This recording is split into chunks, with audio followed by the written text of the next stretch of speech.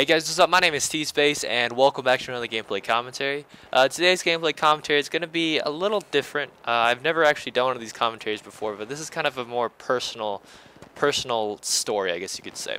I don't want to talk about the gameplay too much because I'm pretty sure most of you can just, watch it and, see what's actually happening.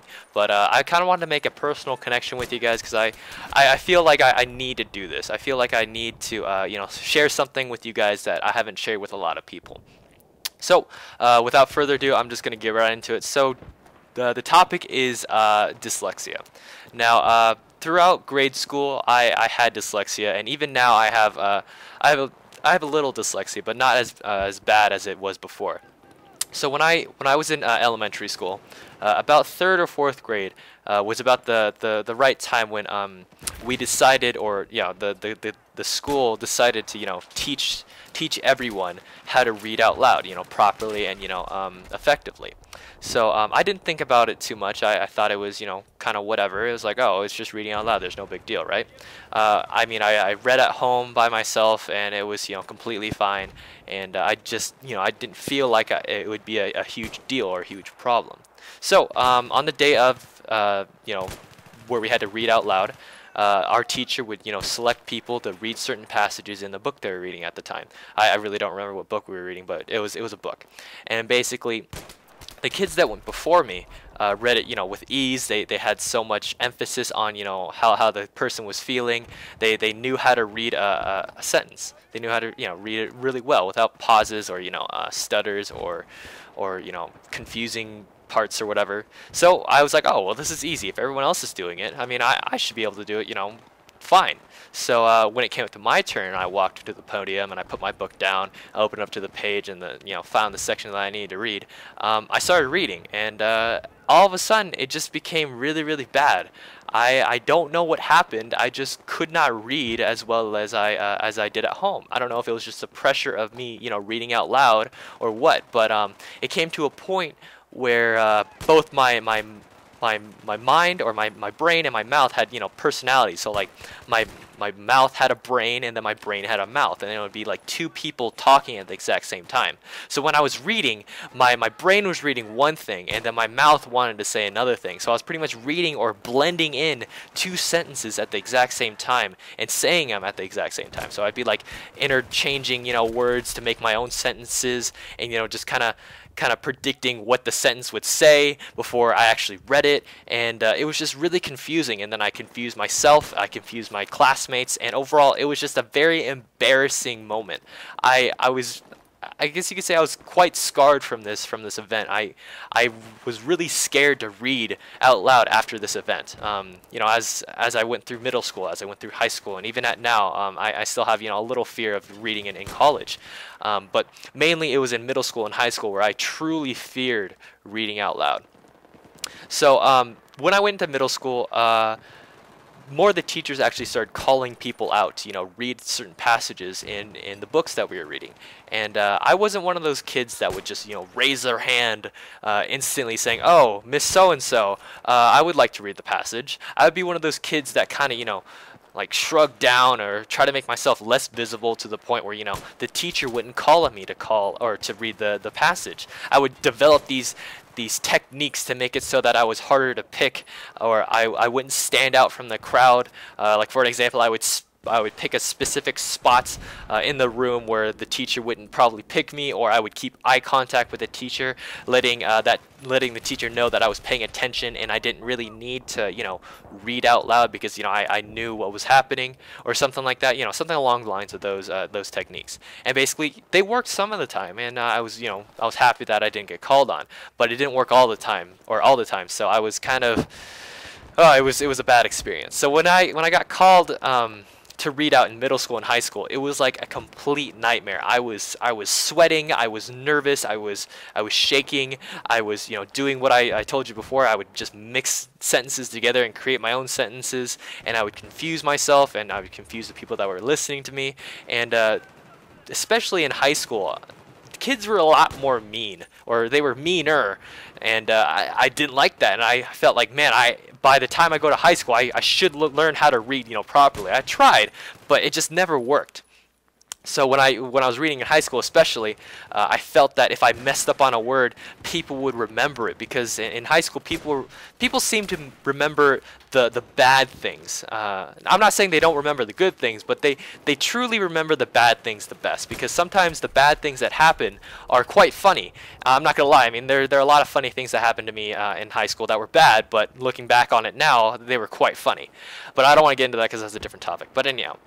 So I was nervous, I was scared, and I felt that, you know, I was taking, or people told me that I was taking it a little too seriously. Like they told me that it's okay that I read a little slower. It's fine that I don't read as fast as the other kids. And you know, taking that into consideration, I felt that I was obligated to read as fast as my peers. I didn't feel like I wanted to be left behind.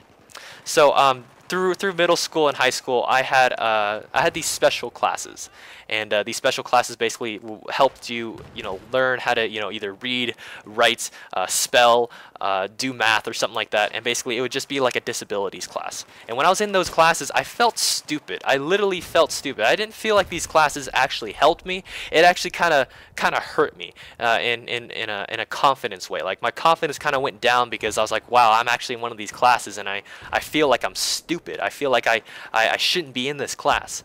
And at the time, I didn't feel like I should be in those classes, because comparing myself to the other kids in that class, I was the smartest one there. I felt that it was a mistake that I was actually in one of these special eds classes, and I felt embarrassed. Even talking to my friends, they would ask me, hey Eric, that's my real name, hey Eric, where'd you go at lunch? I mean, we missed you. During lunch, I would usually go to these special ed classes, and I would, practice my reading or whatever. They would try to teach me techniques, so I would actually lie to them, because I didn't know how they would feel. I didn't know how they would feel. I didn't know how they would react, because I just didn't know. I mean, I wasn't sure if they were going to laugh at me, or if they were just going to say, oh, well, that's fine. I mean, that's completely fine. And at the time, I blew everything out of proportion. Like, my brain made it so that, if I told them, they would laugh at me and they would never be my friends again. So that's why I kept it to myself. I didn't want to share where I was at. I would just make up some lame excuse saying like, oh, I had to help out a friend with a project, or I had to stay after class because the teacher wanted to talk to me, or something like that. And basically, they'd buy it and they'd be, oh, okay, whatever. So I would kind of avoid that whole incident with my friends. But anyhow, through middle school and high school, and some of elementary school, I guess you could say, I took up choir. Now, I didn't think about it too much at the time when I was taking choir, because the main reason why I took choir was because I thought it was an easy A. There were a lot of girls there, and well, I would get a bunch of dates. That was pretty much my viewpoint on choir. Now, don't get me wrong, I did like the singing aspect of choir. It was very relaxing. It was very fun. Some of the songs that we sung were very entertaining and upbeat and happy and all like that. But I didn't think anything else besides those things. But now, recently looking back on why I took choir, I recently understood why I enjoyed it so much. Subconsciously, I didn't think about it, but subconsciously, it truly aided me, or helped me overcome my dyslexia. I still have dyslexia today, but it's not as bad as it was before. And taking choir completely changed how dyslexia affected me. Through choir, if you don't know, you have to read these music sheets, and within the music sheets they would have your notes, your breaks, and of course the words that you had to sing. And now the words weren't just complete words. They actually broke the words up into certain syllables, and each syllable would have its own note. So when you would say the word, you would sing the notes at the exact same time. And I didn't think about this before, but it really helped me out singing these words. So that was a really good technique that I learned from choir that helped me overcome my dyslexia, or in a sense helped me improve how much dyslexia actually affected me. And I really wish I knew about it then, because as I was taking choir, I was still nervous in class reading out loud. I was still deathly afraid of reading out in class, and overall it was just a horrible experience for me. But now looking back at it, and when I read in college now, I just remember that choir helped me out, and and help me with my dyslexia. So now when I read out loud in college, it's not a big deal anymore. I don't feel like I have to be afraid. I don't feel like I am being laughed at. I don't feel like people are always criticizing me on how I read, whether it's how fast I read, how slow I read, or whatever. I just feel more content with my reading now. So I don't know why I wanted to share this story with you guys, but I felt that I needed to connect with you guys on a personal level, because I'm starting to get a little more subscribers. I'm almost to 1,000. I'm about 910 or so as I'm making this commentary. But I just wanted to connect to you guys and tell you that I'm not all about the game. I like to talk about certain things, and yeah. So if you did like this commentary, and if you actually stuck through the entire commentary, I do appreciate it. And also, if you could leave me a comment down below, tell me what you thought of this commentary, tell me whether you want to see more of these commentaries or what. I would really appreciate it, because like I said in a past commentary, I love reading your guys' comments. It pretty much makes my day. It gives me the support and drive to be to do YouTube and make more videos for you guys, because it makes it more enjoyable. But anyhow, leave me a comment down below, tell me what you thought, give me a like or dislike so I know for sure. If you like what you saw, go ahead and subscribe to my channel, and once again, my name is T-Space or Eric, and I will catch you guys later.